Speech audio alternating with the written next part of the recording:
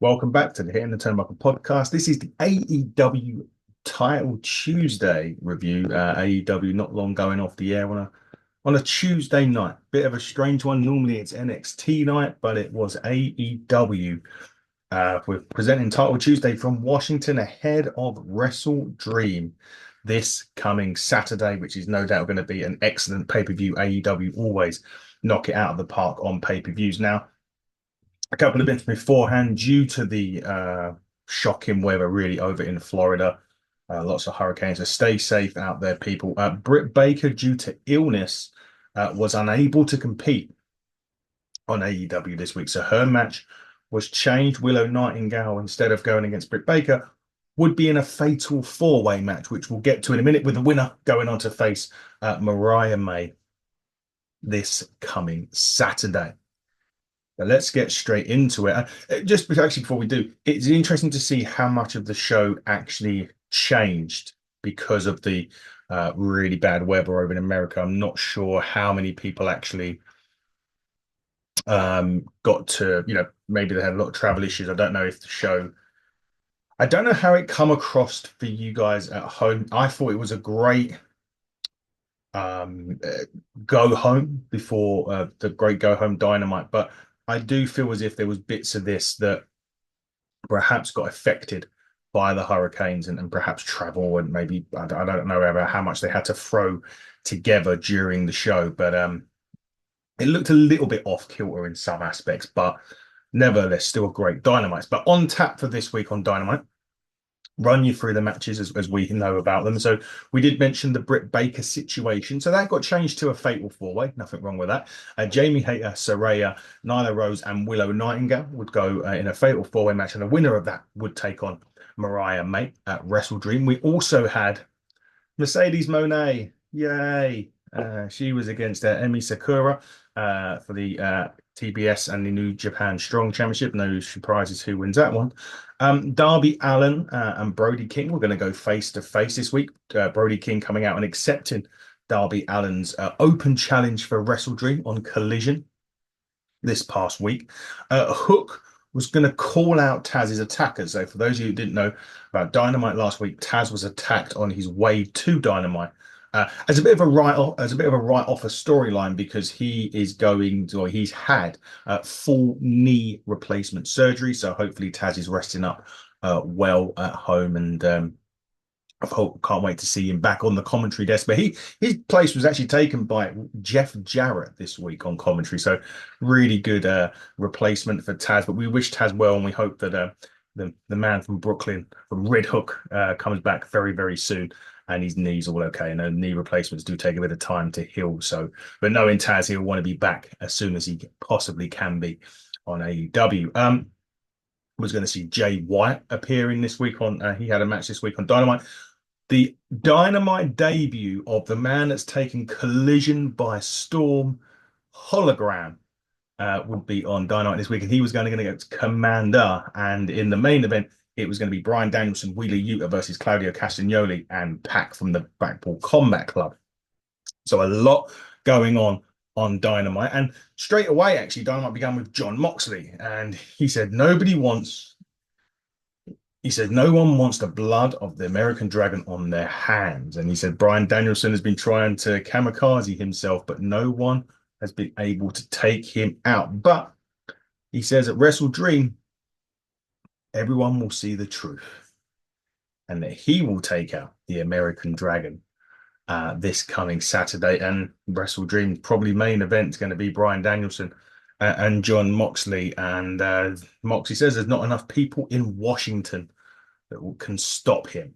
So it's going to be interesting because, Bryan Danielson, obviously, the next time he loses, that's the end of his full-time career. Just as if you see me move a lot, I'm just moving my notes up as we as I'm talking. So I'm not adjusting anything. It's just my notes I always have up against the computer so I can read and look at the camera at the same time.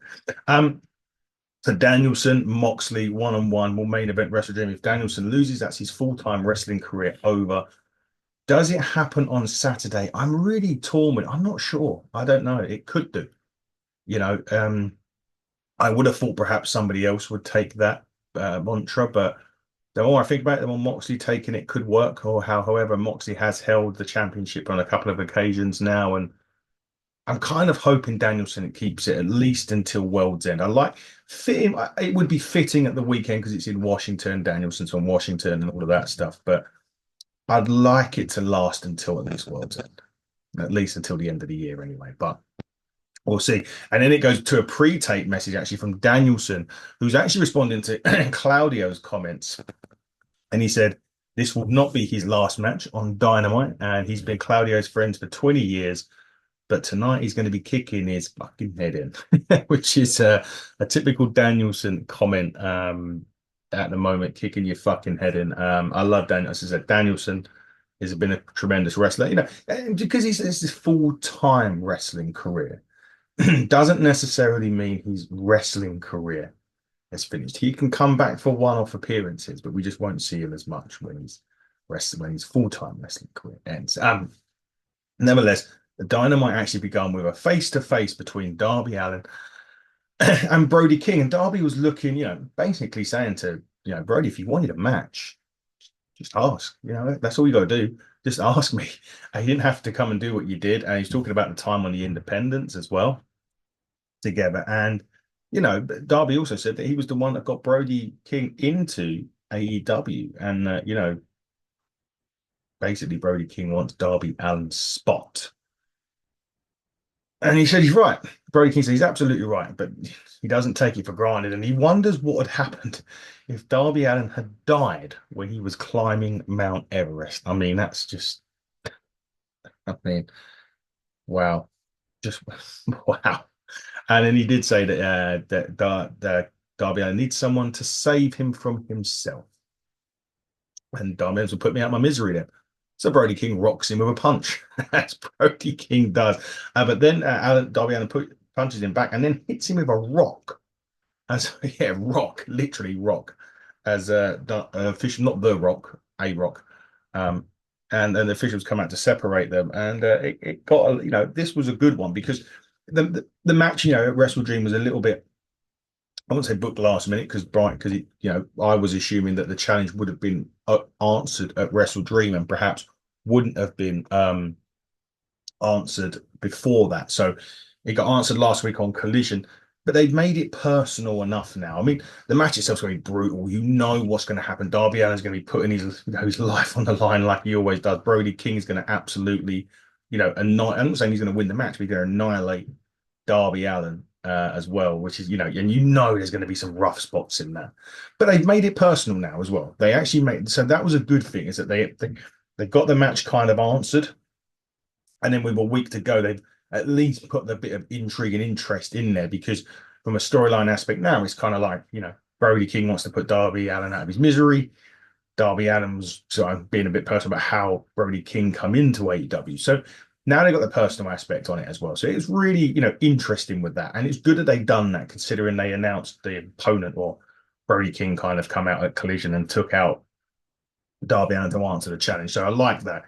At least it puts a bit of context into these two going out, and as to why Brody King answered the challenge as well. So kudos for AEW for thinking on that, because they could have just left it and everyone will be going, oh, what's the story? What's the story? Story's right there. So well done for that. Now we'll go back, and this is an interesting bit backstage now, because Jake Roberts and Lance Archer are being interviewed backstage. Don Callis comes in and says they have just completed the first management to management exchange. Lance Archer is now part of the Don Callis family. Do you know what? Hallelujah. Praise the Lord. If that means Lance Archer is going to be used correctly and built into a monster like he is, I am all for this. Jake Roberts was wondering who he got. Don Callis was like, you'll find out, and Jake was like, I like surprises anyway. So good. But Lance Archer to Don Callis family, here we go. Yes, I managed to use a soccer football reference into this. I was hoping to do it, and I can do another one in a minute actually, which is great. I'll change the bit for that one. just being sad, don't worry.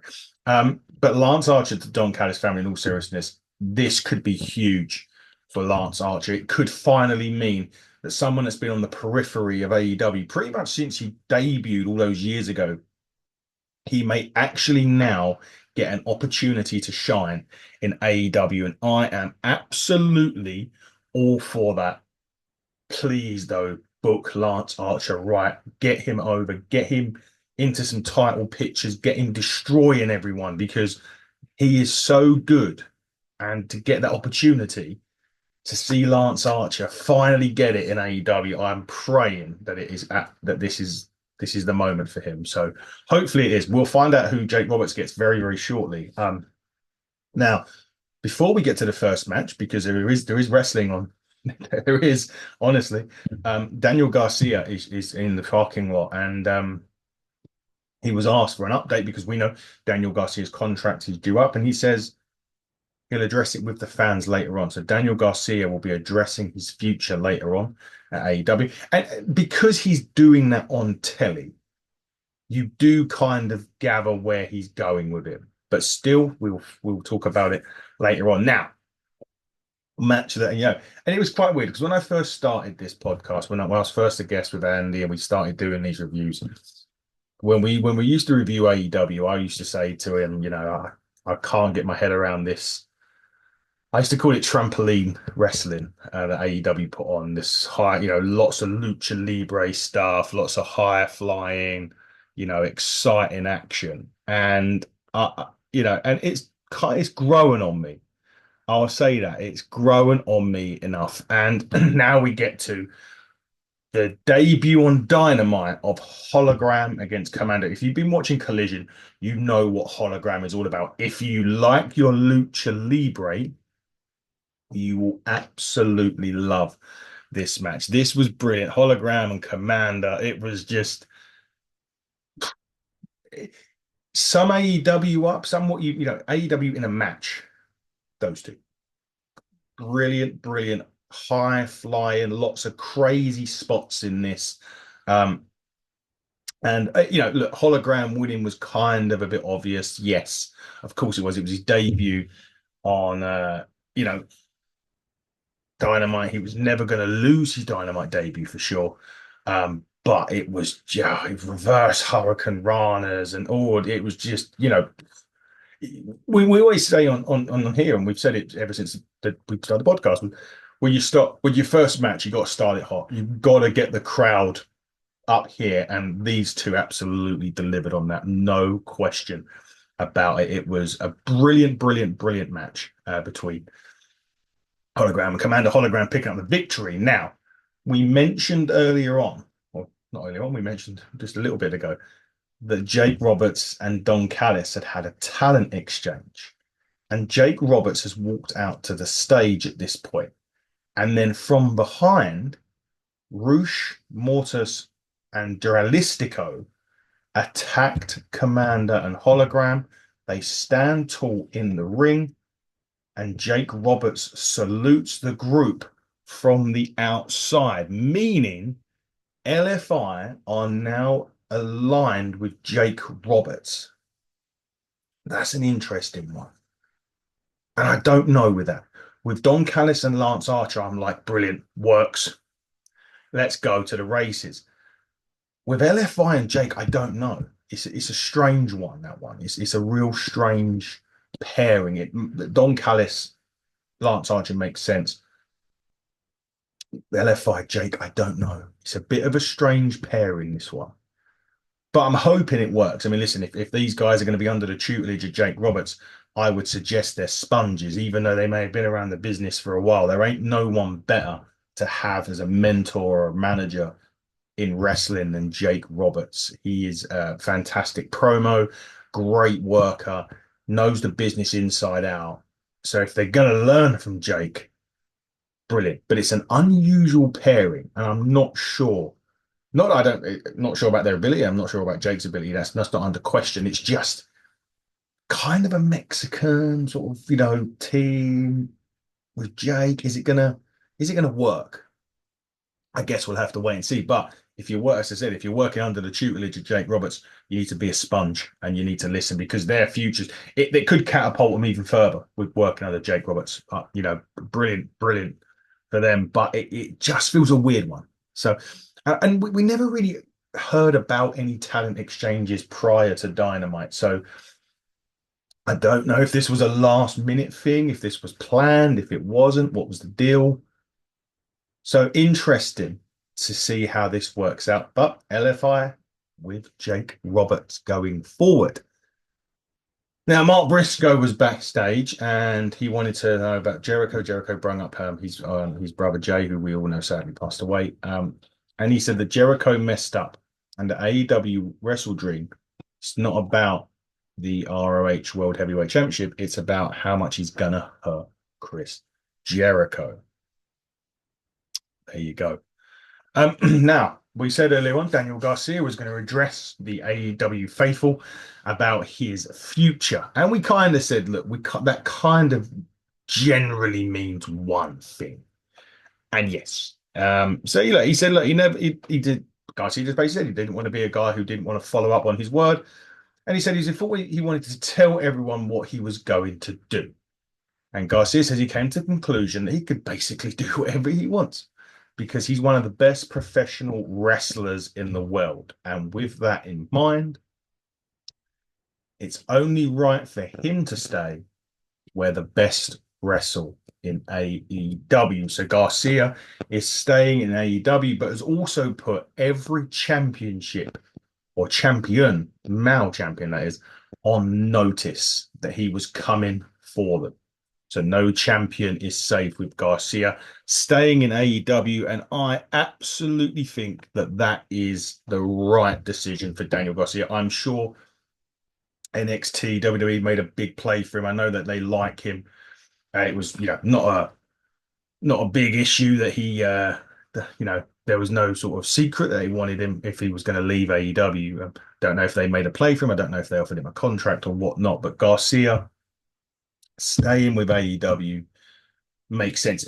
Listen, he's young enough. If that's where he wants to go in the future, I'm sure that they'll have him at any point, But for right now and for the foreseeable future, Garcia stays in AEW, and it makes sense for me. I think the type of wrestler that he is suits AEW. I'm sure it would have suited NXT. I'm not sure it would have suited the main roster, and you do have to separate that when you consider your options about going to WWE. NXT, you always get the good wrestling on there. But when you get to that main roster, there's a lot more character. It's a bit more about the character that you are. You still can put on some great matches at pay-per-views and stuff like that, but there's a lot of character work there. Whereas AEW, if you can wrestle, if you're a good wrestler, your character can come on and you can, build on that as you're going forward. But the main thing is you're a good wrestler or great wrestler. And Daniel Garcia fits that build. Him staying at AEW makes a lot of sense. And it's also a big win there for AEW for sure. We do get an update on Swerve Strickland and what he's been up to since All Out. He's been showing in training. And then the broadcast team said that Swerve Strickland returns at Wrestle Dream this coming Saturday. Earlier than expected, I think. I was probably thinking he'd be away a lot longer than that. But Wrestle Dream is the place where Swerve Strickland will return to AEW. And coincidentally, watching that video backstage were MVP and Shelton Benjamin. So does that mean we will get an answer about whether he joins the Hurt Syndicate? Does that mean Bobby Lashley may be there coming Saturday? Maybe we'll confront Swerve or attack Swerve or whatever else. Hobbs is now cleared to wrestle as well. There was a lot of talk about putting Hobbs in there with MVP and Shelton as well. Is that going to happen? What is going to happen at Wrestle Dream on Saturday? So another reason for you to go and watch that pay-per-view. It's going to be a good one for sure. And the fact that Swerve Strickland's coming back this coming Saturday is only good news for wrestling fans and for AEW. We had an interview with Mercedes Monet. Yeah, I don't really care. I'm not going to comment on that. We'll do a match in a minute. Daniel Garcia was basically showing high-fiving a lot of members backstage at in the locker room. And Shibata basically says if he wins the TNT title on Saturday, he will grant him a title shot. It's very nice of him. Very, very nice. Fatal four-way was next. The winner gets the shot at Mariah May this coming Saturday. As we said, that match had got changed. It's now Jamie Hayter, Saraya, Nyla Rose, and Willow Nightingale. Winner gets the shot at Mariah May this coming Saturday. Actually, really good match this, considering again, was put together late, probably put together late in the day. Britt Baker illness out of it. So really good considering. I think you have to take into consideration the fact that it was very late put on. It four women that can definitely go in the ring. Um, but however, one of the interesting parts about this match was as Jamie Hayter slammed Hardy Cameron to the barricade, Penelope Ford returns and hits Jamie Hayter with the chair. We haven't seen Penelope Ford in forever. And well, more importantly, why is she going after Jamie Hayter? But she did in this match. She hits her with a chair, and Hayter follows her to the back, so taking her out of the equation. And Nightingale power bombs Hardy Cameron near the end, and she slams Saraya through a table and pins her to win the match of Willow Nightingale Mariah May. I must say, recently, Saraya's been taking a lot of table shot, going through tables and everything like that. And considering the injury that she had that forced her to retire all those years ago, she's really taking these bumps in AEW. You do have to pray that if you like her or you don't like her, you have to say that she's taking the bumps in AEW. She's earning those flowers, so to speak, in AEW, and more power to her. It must be, having that sort of neck injury, and it was a very innocuous injury. If you remember back when it happened, Sasha Banks at the time kicking her and her falling to the mat, it was quite an innocuous injury. So if I have her going through tables every week at the minute and taking those big bumps, fair play to her. Absolutely fair play to her. But Willow Nightingale picks up the victory and goes on to face Mariah May. And funnily enough, they have a little stare down at the end of this match, and Mariah May rocks her with a headbutt and starts whipping her with the AEW Women's Championship. So interesting for that. I'm more on that. That isn't finished yet. We'll get into that. But Mariah May, Willow Nightingale Saturday. I don't think Willow wins on Saturday. I'll be quite honest with you. I think we said this, myself and Gary Joe were talking about this on Sunday.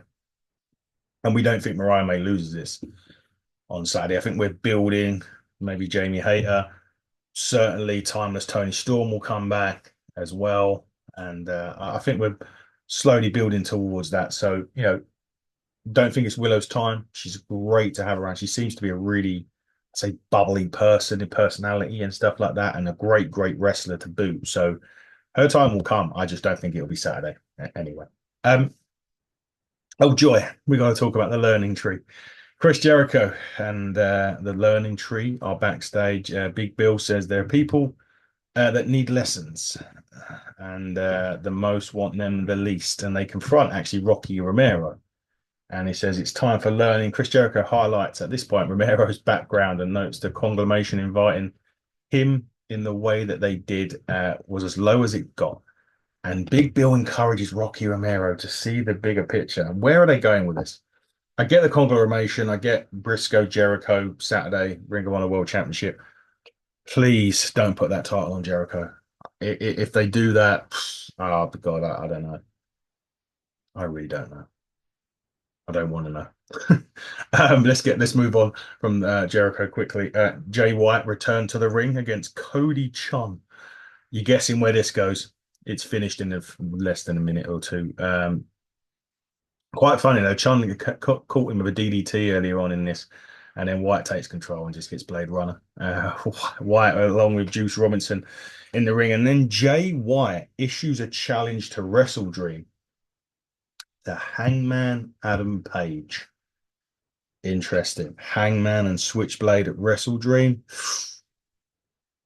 This could be the start of a long. I want this to be like a bit like the Swerve feud. I'd like it to really. Hangman and Swerve was a fantastic feud. It went on ages. They done it, made it personal. They went up a level, up a level, up a level. Excuse me. And I hope that they make this feud last long. I hope this is the start of a long feud between the two. And Wrestle Dream on Saturday, Hangman and Swerve should be an absolutely brilliant, brilliant match. Looking forward to that for sure. Now, like I said earlier on, Taz attacked last week on his way to Dynamite so he could get knee surgery. Hook is showing backstage. He said he's done chasing whoever drumped his father and actually bumps into Kip Sabian. So we've seen plenty before. Now Kip Sabian and Hook grabs him and wants to know if he knows who done it, and Sabian says he doesn't know anything. And then he bumps into the patriarchy, Christian Cage, Nick Wayne, and Mother Wayne. Christian Cage says they're both family men and they've both been through it. He says he recently lost kill switch to really serious illness, and we wish him well. Actually, got pneumonia in his lungs, so he sympathised with what Hook is going through. I don't know if it was Christian that done it. Part of me thinks, and I said this to Gary Joe actually on Sunday, that it may well have been Hook himself that took his father out to try and get a come out of the shadow of his father Taz, and to actually perhaps um start building a career on his own. And perhaps he done that for attacking his father, perhaps. That's how I look at it. Yeah, interesting. That's why I think done, man. I don't think Christian doesn't make any sense for Christian to do it unless Hook's going for that championship. I don't know. But I personally think Hook should be the one that took out his father. That's who I think that should do it. My opinion, of course. My opinion don't really matter. But that's where I'm looking at it. And that's where I see it happening for sure. But Patriarchy could be getting involved with Hook again. I think they had a little feud recently. Maybe. And maybe Hook can go for Christian's championship, TNT championship. I don't know. He hasn't got the TNT championship anymore, has he?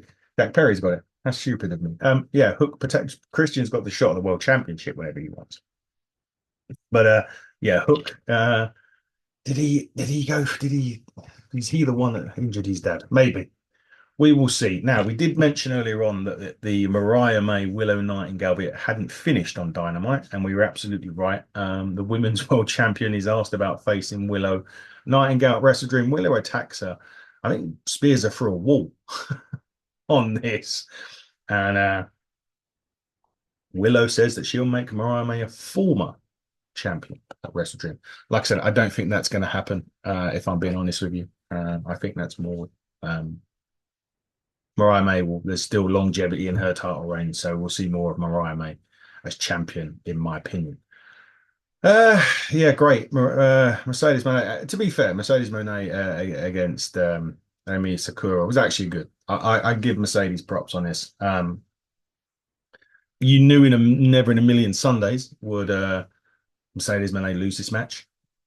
Not a chance that she would. She did make a tap out to the statement maker in this. I really want to see Camille more. And funny enough, actually, I want to see Camille more. And they start ganging up on Sakura after the match.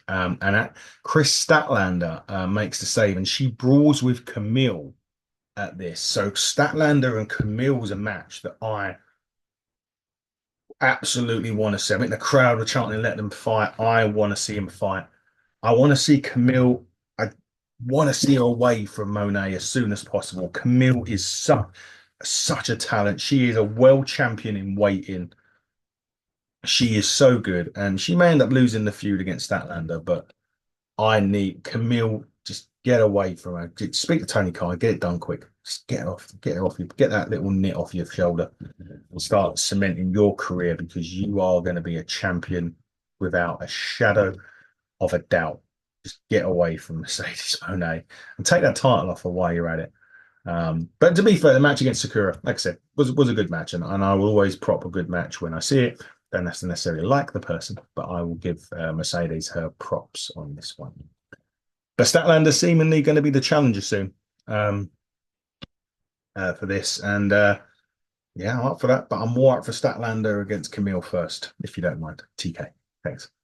Private Party were backstage with Stokely Hathaway, and he wants to manage Private Party on Saturday, actually at Wrestle Dream, and they basically said no. Private Party he said just got to cause another guy who wants to jump on the bandwagon. They don't need it. Cassidy says they're finally doing it for themselves, and fair enough, they actually are. But I said at Wrestle Dream, they need this victory at Wrestle Dream. And to be fair, I think you're right. They do need it, but I don't think they get it at Wrestle Dream. I don't. I really don't think they'll get it. And I do think that Young Bucks retain this on this occasion. I don't see the Young Bucks losing anytime soon. I don't know who would take it off them, apart from the Outrunners. Yeah, the Outrunners. But I think they're going to start. I think there's going to be something with them and FTR coming up. To be honest, fucking flies. When you're away in these retreats, you get flies all over. Anyway, yeah, I don't think Private Party wins. I do think someone like the Outrunners will do it, but I think FTR. There's going to be a match between them and FTR first, or a little feud between them and FTR first before we see them take on the Bucks. But the Bucks and Private Party will be a great match, and I think they will tease a few. I think they'll tease it. They'll tease maybe a championship change, but ultimately, Young Bucks retain for me this coming Saturday. Now, an interesting part: Will Ospreay comes out, and he was saying about how much he was actually taking on his match with Ricochet last week, which was a great match. We wanted to move on, but Konosuke Takeshita got in the way. And he looks back on his time with the Don Callis family and he wants some answers. So he calls out Don Callis. Ospreay didn't want to hug Don Callis, because Ospreay wants answers. And he did bring up that Callis did bring up Ospreay's success under his watch. And throughout this whole interview, Ospreay saying to Callis, did you send Takeshita out to attack him? And after a while of Ospreay asking and Callis ducking the question, Callis said, yes, he did. Because Ospreay would not listen to him. He said Ospreay dropped the ball at AEW Dynamite Grand Slam and he was too weak to do what needed to be done. And actually, Ospreay blamed Don Callis for his loss at Forbidden Door. And he said that Callis doesn't know shit. He said Callis says he might have to throw the best wrestler in the world again. And Ospreay then called him scum and started to saying they're done. And then Callis hits Will Ospreay. What a stupid thing to do, right? And as he does hit Will Ospreay, Takeshita comes out and attacks Ospreay from behind. They brawl. Carl Fletcher comes out. Now here's the important bit. And they stop. And he stops Takeshita. They argue for a bit. And Takeshita acts on Ospreay again from behind. And then Callis gives Fletcher the screwdriver. Tells him to use it. Fletcher refused to use it and walks away, and then Ospreay takes the fight to Takeshita. Don Callis grabs Ospreay. Takeshita drops Ospreay, and then out comes Ricochet to make the save. At that point, Takeshita leaves the ring. I think Fletcher will turn. I really do. I think that's where they're going. Mark Davis, we don't know how long he's out for. Then this is an intriguing bit. When does Fletcher, does he do it Saturday in that big triple threat at Wrestle Dream? Who knows? But I think it will eventually happen. I think Fletcher will turn. The seeds are planted. They're going towards it. It's either going to be a big swerve and he doesn't, and the United Empire create, or they recreate the United Empire in AEW, or they do it eventually. They have a bit of a storyline, and then they get around to United Empire in AEW. I think it will happen. It's just a matter of how they get to it, whether they do the heel turn first, or they, and then they go full circle, or whether they tease, and then they don't do it, and then we get United Empire sooner.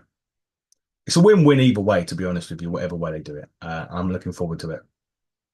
But Takeshita for me, Saturday, that's the man that needs to win.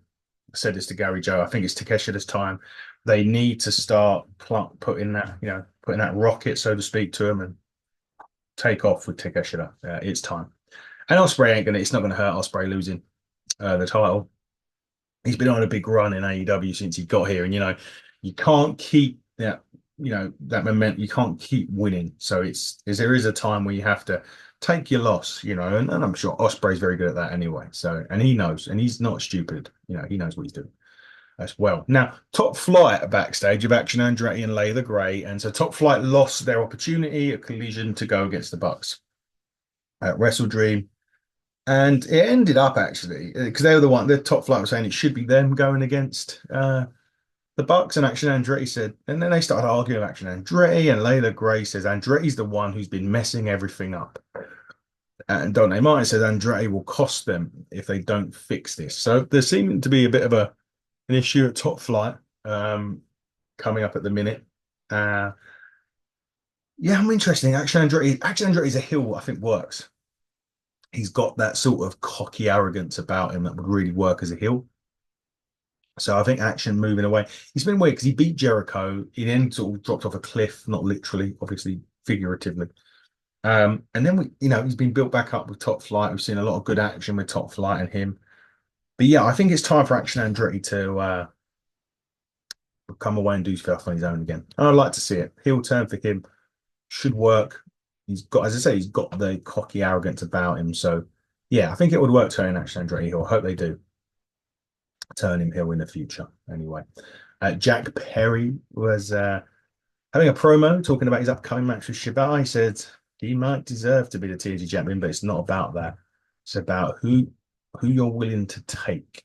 And Jack Perry tells Shibata to take the title from him on Saturday. I don't think he does. I really don't.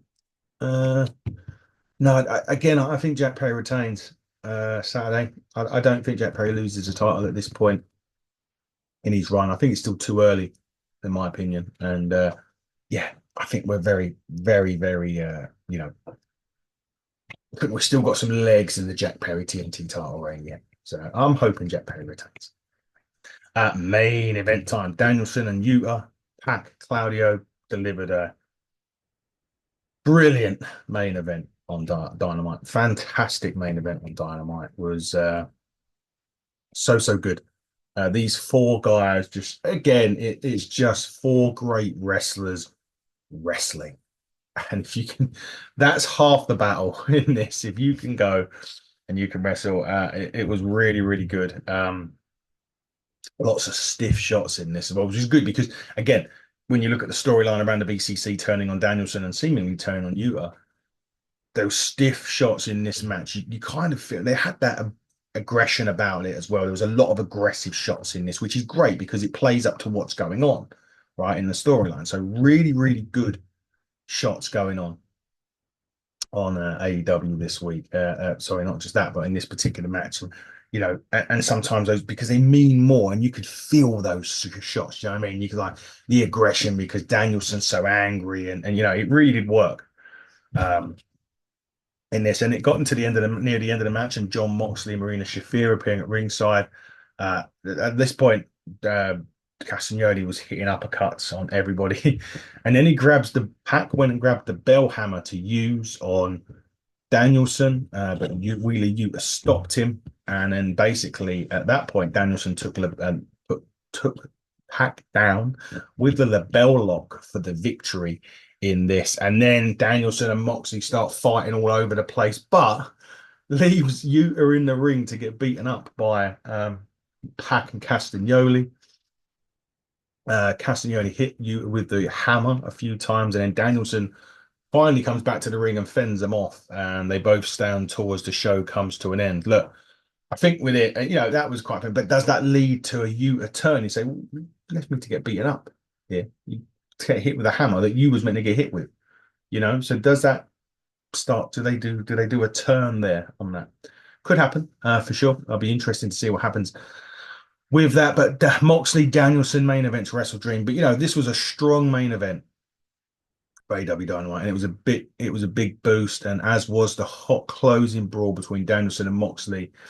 And Moxley's opening promo as well was a good way to keep spicing up the feud heading into Wrestle Dream. And it does, and to be honest, as much as I want Danielson to win, I think he will win. It does feel like Wrestle Dream could be the Danielson swan song. Maybe, just maybe, that's what they're trying to lead you to. So then Danielson wins and everything's fine. But it could happen. It really could, it really could happen.